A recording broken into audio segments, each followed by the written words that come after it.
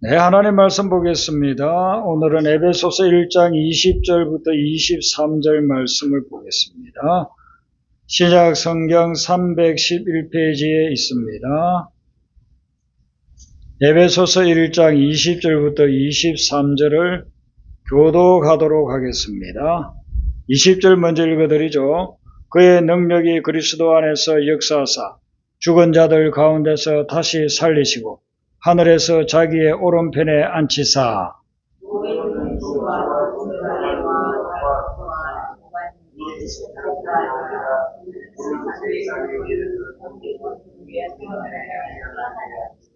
또 만물을 그의 발 아래에 복종하게 하시고 그를 만물 위에 교회의 머리로 삼으셨느니라.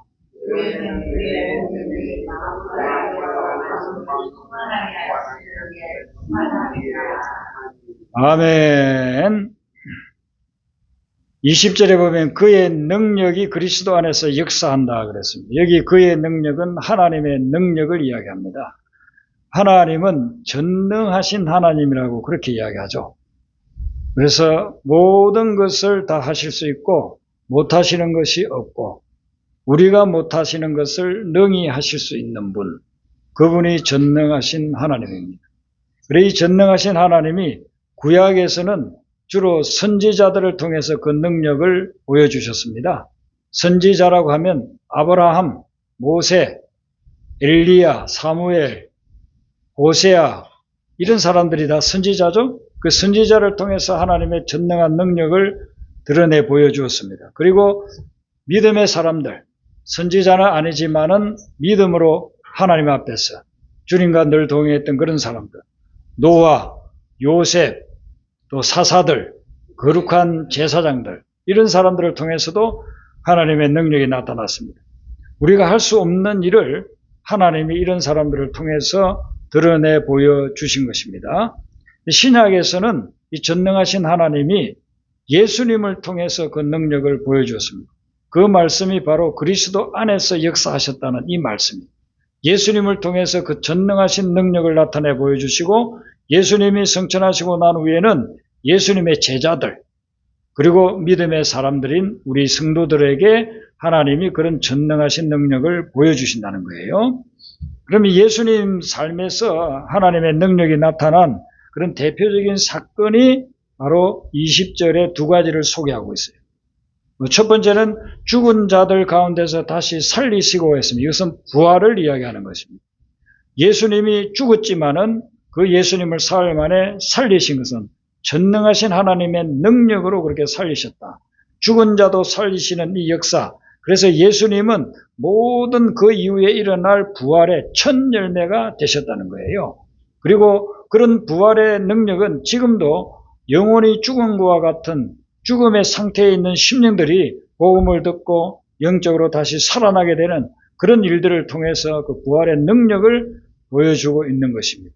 두 번째가 성천인데 하늘에서 자기의 오른편에 앉히사 이 말은 예수님이 성천하여서 하나님의 오른편에 앉아 계시다는 겁니다. 이 오른편에 앉았다고 하는 것은 어떤 위치를 이야기하는 것이 아니고 그런 통치하는 권세를 주셨다는 그런 오른쪽은 권세, 능력을 상징합니다. 하나님의 오른쪽에서 권세와 능력을 하나님이 주셔서 전 세계를 다 통치할 수 있도록 하셨다는 것. 22절에 보면은 만물을 그의 발 아래에 복종하게 했다. 모든 만물, 이 세상에 있는 것, 우주에 있는 것, 모든 것들을 예수님의 발 아래에 복종하게 했다. 하나님이 예수님에게 승천하시고 난 후에 이런 권능과 권세를 주셨다라고 이야기하고 있습니다. 그리고 그 다음에 하신 일이 교회의 머리로 삼으셨다라고 이야기합니다. 예수님이 승천하셔서 승천하기 전에 약속을 하신 게 있잖아요. 성령을 보내고 성령을 보냄으로 인해서 교회가 이 땅에 세워진다고 했습니다. 그래서 그 약속대로 예수님이 성령을 보내셔가지고 사도행전 2장에 나오는 성령 강림을 통해서 교회가 세워졌습니다.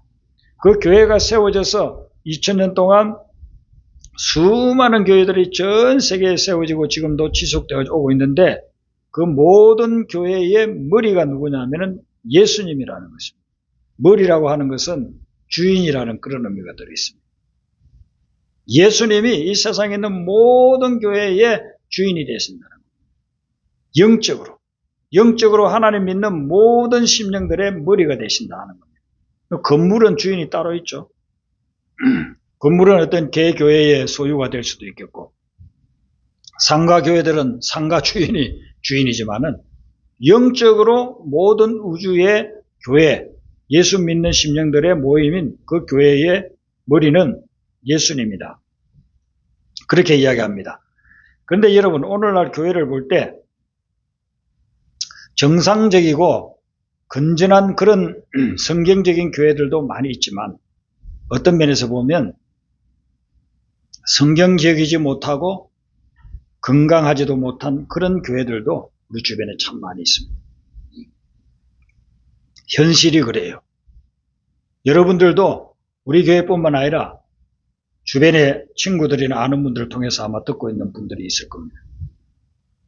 아니면 또한 매스컴에 보도되는 그런 교회들을 보면 그 교회들이 성경적이다, 또 건전하다, 참 교회답다, 이런 교회들도 있지만 전혀 그런 것과는 반대로 교회적이지도 못하고 성경적이지도 못한 그런 교회들도 우리 주변에서 많이 볼 수가 있다는 것입니다.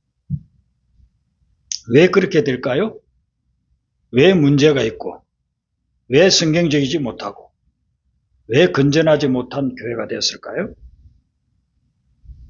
그것은 예수님을 머리로 삼지 않고 있기 때문에 그런 것입니다. 예수님이 그 교회의 주인이 아니기 때문에 그런 것입니다. 몸은 머리가 하라는 대로 하는 거예요. 오른쪽으로 가라 하면은 오른쪽으로 가고, 왼쪽으로 가라 하면 왼쪽으로 가고, 앉아라 하면 앉는 겁니다. 머리가 하라는 것을 몸이 하지 않는다. 그러면 어떻게 되겠습니까? 이쪽으로 쓰러지고 저쪽으로 넘어지고 부딪히고 깨지고 막 병들고 그렇게 되는 거예요. 머리가 하라는 대로 안 하면은 몸은 견딜 수가 없어요. 여기 존재할 수가 없는 것입니다. 손이 내 마음대로 가겠다는 거예요. 그러면 손이 마음대로 가버리고 머리가 야 가지마 여기 있으라고 하는데 마음대로 가겠다 가다가 그냥 기둥에 부딪히면 손이 막 부러집니다. 머리이신 예수님이 하라는 것을 하는 것, 그게 성경적이고 건전한 교회인데 그걸 하지 않고 자기 마음대로 그냥 하는, 자기 하고 싶은 대로 그렇게 하게 되면 그 교회는 성경적인 교회가 될 수가 없다는 것입니다. 신앙생활을 오래 한 사람들도 궁금한 점 하나를 가지고 있어요. 그게 뭐냐면은 내가 이렇게 교회 다녔는데 내가 구원받았나 구원받지 않았나, 거기에 대한 자기 나름대로 믿음이 없어요. 내가 구원받았나 구원받지 않았나, 이 말은 뭐냐면은 내가 구원받지 않은 것 같다 이렇게 생각되기 때문에 그 궁금증이 있는 것입니다. 신앙생활을 수십 년 한 분들도 그래요. 심지어는 목회자도 어떤 경우에는요, 나는 구원받지 않은 것 같다라고 그렇게 생각하고 말하는 그런 목회자가 있어요. 평생 목회를 하고 많은 사람들을 구원의 길로 인도했다는 사람도 돌아가실 때에 나는 구원받지 못한 것 같아 하고서 그렇게 유언을 남기고 돌아가신 목사님이 있어요. 그래서 가족들이 얼마나 충격을 받았는지 모릅니다. 아버지가 평생 목회를 하셨는데 돌아가시기 전에 자녀들 모아놓고서는 나는 구원받지 못한 것 같아 그렇게 하고서 돌아가셨으니 그 자녀들이 얼마나 충격을 받았겠습니까? 사모님과 자녀들은 아버지가 전해주는 복음의 말씀 듣고서 다 구원의 확신을 가지고 살아가고 있는데 아버지가 돌아가시면서 마지막에 그 말씀을 하시고 돌아가시면 어떡하겠어요? 충격적이죠? 여러분, 이 구원에 대해서는요, 구원의 원리는 아주 단순합니다. 이는 복잡한 게 아니에요. 그래서 내가 구원받았는가 구원받지 못했는가를 알려면 딱 두 가지를 점검해 보면 돼요. 다른 사람이 구원받았는가 구원받지 못했는가, 교회 오랫동안 다녔다고 하는 30년 40년 다닌 분이 구원을 받았는지 안 받았는지 자꾸만 의심을 가지고 있다고 한다면 그분에게 딱 두 가지만 점검을 해보면 돼요. 첫 번째 점검할 것은 뭐냐면은 사도 바울이 빌립보에서 전한 말씀, 사도행전 16장 31절에 주 예수를 믿어라. 그리하면 너와 내 집이 구원을 받으리라 그랬어요. 이건 뭘 이야기하냐면은 예수님을 믿고 예수님을 내 삶의 주인으로 영접했다고 한다면 나는 구원받은 것입니다. 그러므로 여러분이 구원에 대해서 혼동이 된다고 하면 그걸 점검해 보면 돼요. 내가 예수님을 믿는가? 내가 예수님을 내 삶의 주인으로 모셔드렸는가? 그렇게 했다고 한다면 여러분들은 구원받은 줄로 믿으시기를 바랍니다. 네. 여러분들은 지금 예수님 앞에 나와서 예수님을 믿고 예수님을 내 마음속에 영접하고 예수님이 내 삶의 주인입니다. 제 삶의 주인은 제가 아니고 이제는 예수님입니다. 그걸 분명하게 고백한다고 한다면 그러면 여러분들은 구원받는 거예요. 그게 안 된다고 한다면 구원 못 받아요. 성경에 분명히 이야기하고 있어요. 그게 안 되고 나는 예수님 못 믿어. 어떻게 예수님이 하나님의 아들이고 나를 위해서 십자가에서 못 박혀 돌아가셔서 2000년 전에 누가 가서 봤어? 그렇게 나는 못 믿겠다. 그렇게 하면은요, 그분은 구원 못 받는 거예요. 아무리 선하게 살고, 아무리 윤리 도덕적으로 흠이 없이 산다고 하고, 다른 사람들에게 선을 베풀면서 그렇게, 어려운 사람에게 사랑을 베풀면서 그렇게 산다 해도, 예수님을 믿지 않으면 구원은 못 받는 겁니다. 하나님의 아들을 믿지 않으면 하늘나라 갈 수가 없는 거예요. 그런데 예수님을 믿습니다. 예수님이 제 삶의 주인입니다. 이걸 분명히 고백하면은, 그런 분은 누구든지 예수 믿으면 구원을 받으리로다. 이렇게 되는 겁니다. 그 다음에 두 번째가 이제는 사실 그런 의심을 가져오게 되는 그런 문제의 근원이 된다. 이렇게 볼 수 있습니다. 그러기 위해서는 우리가 사도 바울이 이 부분에 대해서 말씀한 그 성경 구절을 한 군데 보겠습니다. 고린도전서 6장 9절 10절 두 구절을 한번 여러분들 찾아보시고 고린도전서 6장 9절 10절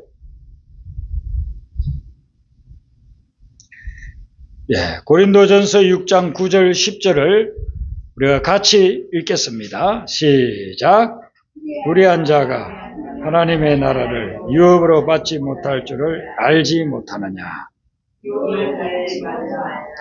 음행하는 자나 우상 숭배하는 자나 간음하는 자나 탐색하는 자나 남색하는 자나 도적이나 탐욕을 부리는 자나 술 취하는 자나 모욕하는 자나 속여 빼앗는 자들은 하나님의 나라를 유업으로 받지 못하리라. 아멘. 여기 하나님의 나라를 유업으로 받는 것이 굉장히 중요하기 때문에 앞에도 언급하고 있고 뒤에도 언급하고 있어요. 하나님의 나라를 유업으로 받는다. 유업이라는 말은 뭐냐면은 우리가 지금 에베소서 계속 보고 있지 않습니까? 에베소서 1장 앞부분에 기업이라고 하면 그 말하고 똑같아요. 상속이라는 말이에요. 그래서 성경에 유업이나 기업이라는 말이 나오면 그걸 상속이라고 이렇게 여러분들 보시면 됩니다. 상속, 하나님의 나라를 상속으로 얻지 못한다 이 말은 내가 하나님 나라 못 들어간다는 거예요. 이건 뭘 이야기하냐면 구원받지 못한다. 그래서 여기에 구원받지 못할 사람들 명단을 쫙 이렇게 기록을 해놓은 것입니다. 여러분이 고린도전서는 불신자에게 보낸 편지가 아닙니다. 고린도 교회에 보낸 편지입니다. 사도 바울이 고린도에 가서 교회를 개척해서 세워진 교회가 바로 고린도 교회거든요. 그 고린도 교회 교인들에게 이 편지를 보내는 거예요. 너희들 좀 읽고서 생각을 좀 깊이 해봐라 하고서 이 편지를 보낸 겁니다. 너희들이 교회에 나온다고 구원받았다고 그렇게 하는데 너희들의 삶을 보면 여기에 해당되는 사람들이 적지 않다. 이렇게 이야기해 주는 거예요. 여러분 예수님이 말씀했어요. 열매로 그 나무를 안다고 했습니다. 이 나무가 배나무인지 갓나무인지 농촌에서 자라지 않은 사람은 잘 몰라요. 그런데 배나무하고 감나무 비슷하게 보이는 것 같은데 가을에 보면 열매가 확실히 다르게 열려요. 배나무에서는 배가 열리고 감나무에서는 감이 열리는 거예요. 물론 농사 많이 짓는 사람들은 열매 안 봐도 알 수 있죠. 잎사귀 모양새라든지 구조가 다르잖아요. 배나무하고 감나무 잎사귀가. 나무도 벌써 달라요. 나무만 봐도 겨울에 잎사귀 다 떨어지고 나무만 봐도 이건 배나무네, 이건 감나무네. 그렇게 분별할 수 있죠. 그런데 일반적인 사람들, 농사를 짓지 않은 사람들, 전혀 그런 걸 갖다 모르는 사람들이 알 수 있는 방법이 있는데 그게 뭐냐면은 열매를 보고 그 나무를 알 수 있다는 거예요. 가을에 열매 열리는 거 보면 배가 열리는 거는 배나무고 감이 열리는 거는 감나무고 포도가 열리면 포도나무가 되는 거예요. 사과가 열리면 사과나무가 되는 거예요. 우리가 예수를 믿는다고 하는데 저 사람이 교회를 나간다고 하는데 저 사람이 구원받았나 안 받았나 불신자들도 분별할 수 있다는 거예요. 변화가 일어나는 거예요. 변화가 일어나지 않으면 그 사람은요 구원받았다고 할 수가 없다는 거예요. 예수를 만나고 내 나무가 변화되는 거예요. 그전에는 감나무 같았는데 이제는 예수나무가 만약에 배나무라면 배나무로 내 나무가 완전히 바뀌었어요. 그걸 로마서에서는 접붙였다고 접붙였다. 그전에는 내가 그냥 그 돌 감난 나무 같이 그냥 먹지도 못한 열매나 맺고 있는 땅이나 차지하고 있는 그런 나무였는데 거기에 참 감람나무 가지를 탁 꺾어 와가지고 접붙이기를 했어요. 그랬더니만은 그 다음에 열매가 맺히는데 참 감람나무 올리브 열매가 그냥 너무너무 토실하고 맛있는 올리브 열매가 그렇게 맺히는 거예요. 우리가 예수님을 믿는다는 것은 뭐냐면 나무가 바뀌는 거예요. 나무가 바뀌는 거예요. 돌 감람나무가 아니고 참 감람나무 예수 그리스도로 나무가 접붙임을 받아서 완전히 바뀌는 거예요. 그게 예수님 믿는 거예요. 그러니까 예수님 믿으면 안 믿는 사람이 봐도 저 사람 달라졌어. 저 사람 교회 다니더니만 사람이 변했네. 변화됐다 이거예요. 변화된 모습이 나타난다는 것입니다. 표시가 난다는 겁니다.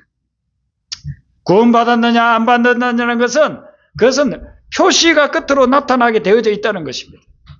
자, 여러분 내가 중병이 걸렸는데 중병에서 나았다 하면은 사람들이 뭐라고 하겠습니까?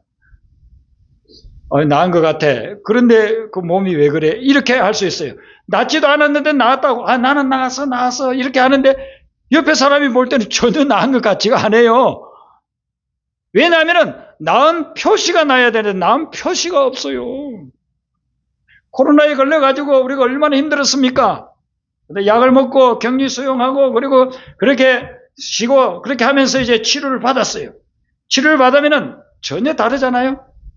열이 나고 아프고 통증이 있고 그렇게 했는데 낫고 나면은요 열도 다 내려가고 정상적으로 통증도 없어지고 얼굴이 그냥 환해지는 겁니다. 그래서 사람들 보면서 나았구만.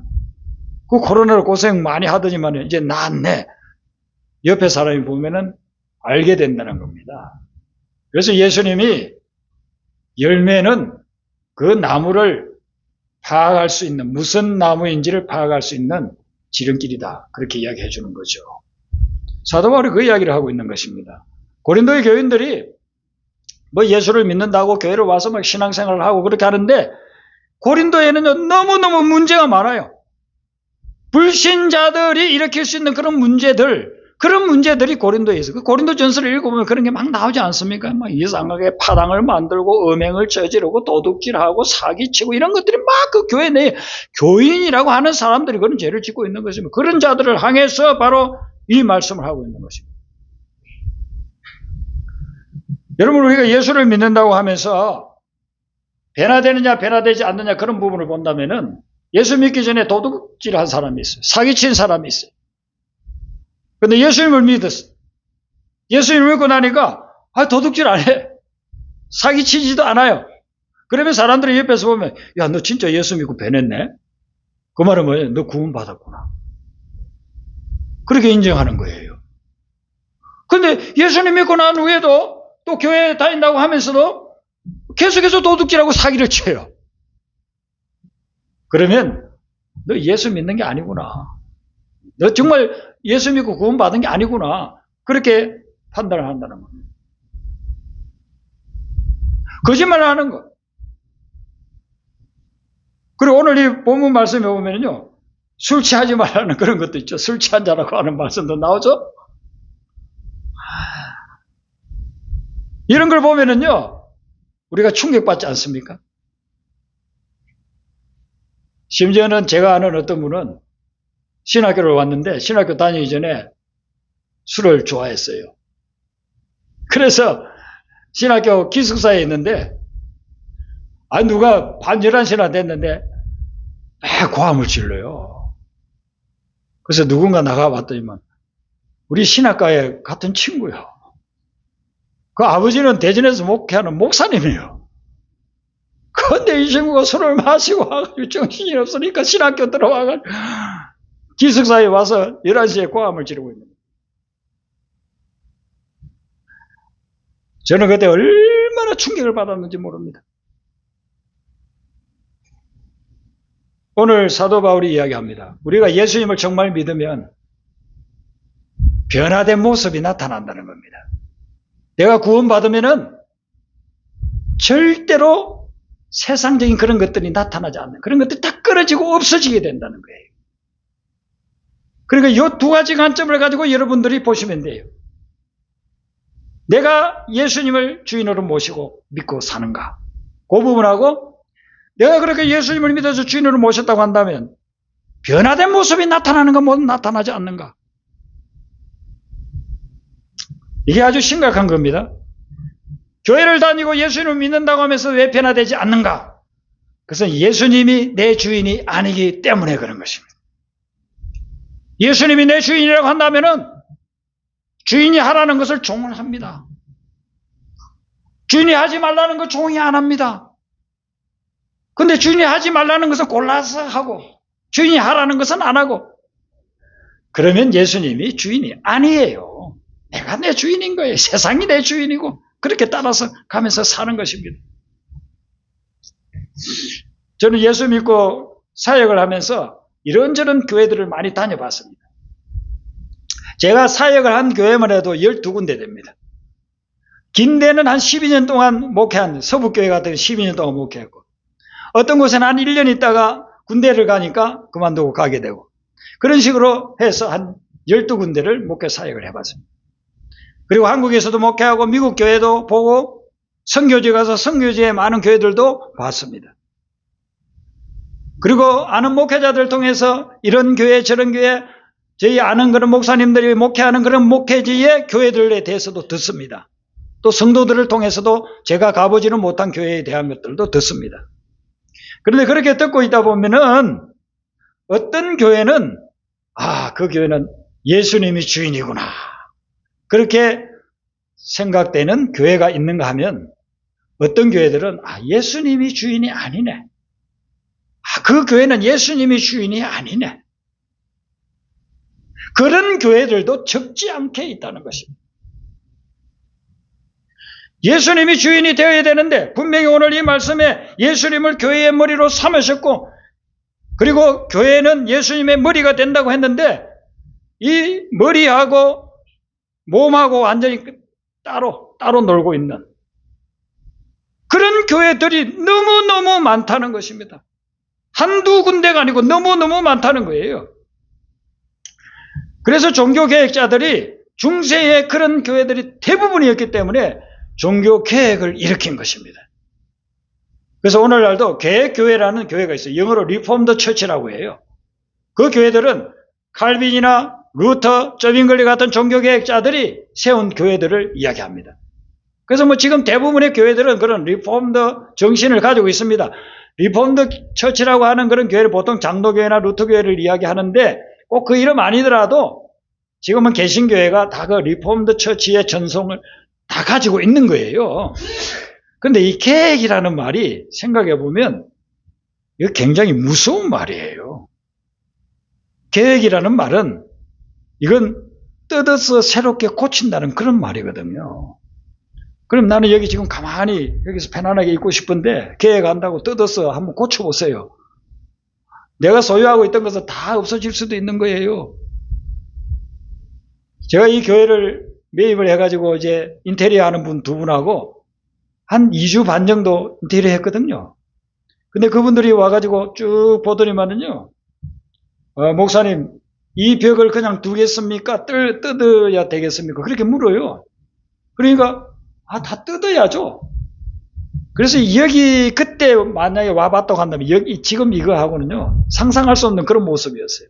너무나도 더럽고 지저분하고 그냥 벽도 어떤 때는 구멍이 나 있고 에어컨이 있는데 에어컨도 그냥 수십 년 된 에어컨 같아가지고 거기에 막 테이프를 막 붙여놓고 그렇게 했더라니까요.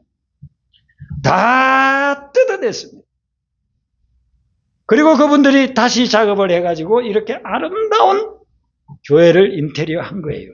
그래서 다른 교인들도 여기 교회에 와서 예배드려 보고서 어떻게 이렇게 인테리어를 아름답게 했습니까? 제가 한 것이 아니고 이 전문가가 와서 해 주셨습니다. 계획이 그런 겁니다.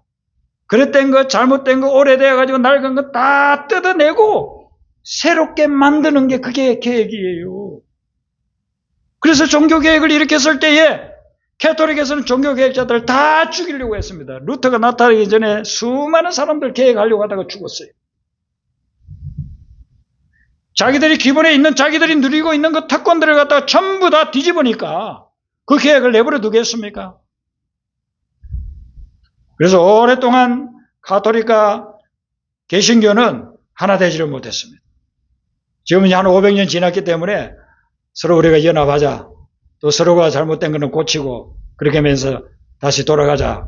그렇게 해서 연합되는 그런 부분들도 있지만은 개혁이라고 하는 것은요. 어디로 가는 게 개혁이냐면은 머리 대신 예수님께로 돌아가는 게 그게 개혁이에요. 예수님이 세우신 초대교회로 돌아가는 거 그게 개혁인 것입니다. 그렇게 해야만 교회가 교회의 능력을 발휘하는 것입니다. 세상을 이길 수 있는 능력은 다른 데서 있는 게 아니에요. 예수님을 머리 삼고 예수님을 따르는 삶, 그런 교회의 무리들을 통해서 하늘의 신령한 능력이 이 땅에 나타난다는 거예요. 그래서 예수님을 늘 우리의 머리로 삼고서 나아가지 않으면, 그러면은요, 교회는 아무런 능력이 없고 세상 사람들이 오히려 교회가 없어졌으면 좋겠다. 지금 너무 정말 목회자로서 저는 마음이 아파요. 요즘은 세상 사람들이 교회를 염려한다. 그게 얼마나 우리가 창피스럽습니까? 예수님을 머리로 삼지 아니하고 사람이 주인이 돼가지고 사람이 머리가 돼가지고 그렇게 사는 거예요. 그래서 어떤 교회는 보면 예수님을 주인으로 삼지 않고 그러면 누가 주인인가? 교인이 주인이 되고 어떤 경우에는요 원로 목사가 주인인 교회도 제가 봤습니다. 원로 목사가 물러났으면 모든 것을 손을 떼고 구인 목회자가 목회를 할 수 있도록 그렇게 해야 되는데 우리 한국 교회는 이상해요. 원로 목사가 뒤에서 다 좌지우지하는 겁니다. 교회를 이렇게 저렇게 마음에 안 들면은 후임으로 온 목사를 갖다 물리치고 또 다른 사람 데려오고 또 그 사람은 마음에 안 들면 또 물리치고 또 다른 사람 데려오고 이렇게 하는 교회들이 간혹 있어요. 간혹 있어요. 거기는 주인이 누구냐? 원로 목사. 어떤 교회는 보니까요 헌금 많이 하는 교인이 주인이에요. 헌금을 많이 하니까 목소리가 힘이 있는 거예요.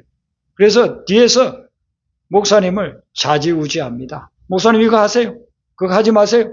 목사님 어쩔 수가 없어요. 그 사람이 헌금 안 내면 교회가 유지가 안 되니까 헌금 많이 내는 사람 그 사람이 주인이 되어 있는 거예요. 그건 예수님이 세우고자 하는 교회가 아닌 거예요. 성경적인 교회가 아닌 것입니다. 예수님이 머리라고 한다면 어떻게 되어야 될까? 저는 신학교 가기 전부터 그걸 고민했어요. 제가 처음에 전도를 받아가지고 교회를 갔는데 헌금 시간이었습니다. 헌금 주머니가 오는데 저는요 1년 내내 가도 용돈 한 번을 못 받아요. 너무나도 가난하기 때문에 밥도 못 먹는데 무슨 용돈을 주겠습니까?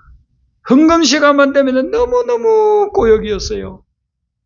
그래서 제가 은혜를 받고 신학교 가기로 목회자 되기로 결심하고 난 순간부터는요 내가 목회할 때는 절대로 헌금 바구니 안 돌린다. 그래서 서북교회 개척할 때 헌금 바구니 없애고 뒤에 헌금 함만 놨어요. 성경을 읽어보니까 예수님 때 연보함이 있었어요. 헌금함이 있었어요. 성경에서 그냥 헌금 주머니 돌렸다는 표현은 한 군데도 없어요. 왜 우리가 성경적으로 하지 않느냐 이거예요. 신앙생활도 목회도 왜 성경적으로 하지 않느냐는 거예요. 교회가 왜 성경적으로 하지 않느냐는 거예요. 성경적으로 하지 않는 순간부터 예수님이 주인 되지 않는 순간부터 교회는 이미 교회가 아니에요. 세속의 그냥 집단이라 그렇게 보면 되는 거예요. 또 이제 교회를 갔더니만은 교회에 주보가 나와 있는데 이렇게 주보를 보는데 주보에 명단이 이렇게 쭉 되어져 있어요. 뭔가 했더니만은 11조 누구 감사 누구, 주일 누구, 헌금자 명단을 전부 다 기록을 해놨더라고요. 제가 그 교회만 그런가 해가지고 신학교 다니면서 한국의 큰 교회들을 이렇게 탐방을 해봤어요. 탐방을 했더니 큰 교회인데, 큰 교회면 헌금자가 얼마나 많겠습니까? 주보가 한 10페이지 돼요. 그게 몇 페이지를 헌금자 명단을 딱 기록해놨어요. 제가 그래서 성경에 그런 게 있나 해가지고 한번 봤어요. 성경에 매일 주보에 이 헌금자 명단, 예수님 하나도 그런 거 안 했어요. 제자들 전혀 그런 적은 없어요. 그래서 저는 교회를 개척하고 아니면 또 내가 기준교회를 목회를 한다면은 헌금자 명단 실지 않아요. 그래서 처음부터 헌금자 명단 다 실지 않았습니다. 사람들이 어떤 경우에는 물어요. 헌금자 명단 실는 그런 교회에서 신앙생활 하다 온 분들은 왜 명단을 실지 않느냐. 초신자도 그거 실조가 합니다. 성경에 보세요. 그게 무엇이, 그런 게 어디 있습니까? 실지 않는 거예요. 그리고 제가 이렇게 이야기를 하려고 하면 오늘날 한국교회가 성경에서 벗어난 성경에 있지 않는 것을 하고 있는 것들이 수십 가지 돼, 수십 가지. 교단에 총회장이 있는데 오늘날 우리 한국교회, 개신교회에 총회가 얼마나 많습니까? 교파가 얼마나 많습니까? 300 몇십 개나 된다고 해요. 300 몇십 개요. 그러면 거기 매년마다 교단 총회장을 뽑아요. 그 교단 총회장을 나가는데 적게는 매력에서 많게는 10매덕, 20매덕을 쓴답니다. 세상에. 그런 돈이 어디서 나오겠습니까? 그것도 1년 총회장 되겠다고 그렇게 세상에서 하는 그런 선거, 타락한 선거보다도 더 타락한 것이 교회에, 교단에 있다는 것입니다. 이거 하나님이 어떻게 보시겠습니까? 교회의 머리인 예수님을 따르는 것인가? 세상의 정치가들을 따르는 것입니까? 제가 이 교회를 개척하고서 기존의 교단에 들어가려고 그렇게 했는데 뭐 거리가 너무나 가깝다 해가지고 받아주지를 않아가지고 안 들어갔습니다. 그리고서는 지금은 카이캄 독립교회 연합회 그 교단으로 들어왔습니다. 뭐 교단이라기보다는 하나의 교회 연합체. 여기에는 그런 거 한 번도 없어요. 총회장 뽑고 하는 거 하나도 없어요. 그냥 사무보는 책임자 한 사람만 있고 그런 것이지 총회장 뽑는다고 매년 선거하고서 무슨 돈을 살포하고 그런 거 전혀 없어요. 그래서 그게 너무 마음에 들어요.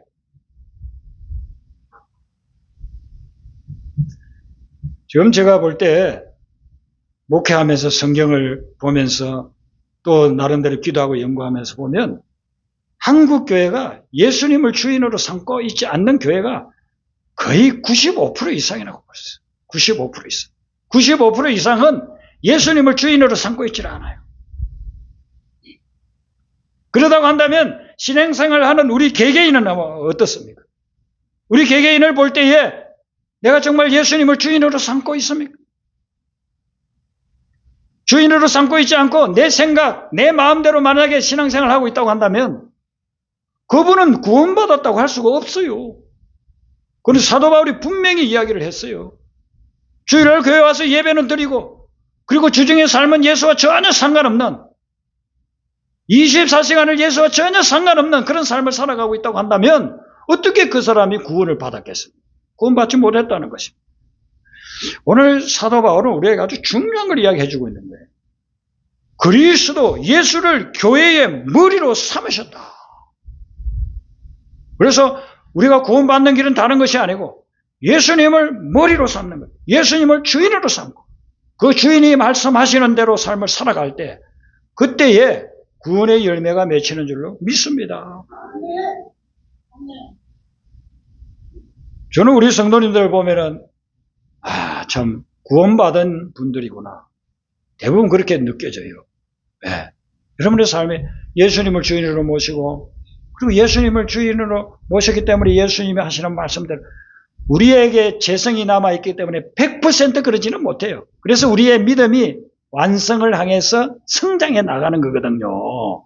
때로는 쓰러지고 넘어집니다. 그런데도 예수님을 내 주인으로 모시고 하루하루 삶을 살아간다고 한다면 그 심령은 때로는 쓰러지고 넘어질 수도 있지만 다시 또 예수님을 주인으로 모시고 붙잡고 나아간다고 한다면 그 심령은 구원받은 영혼이에요.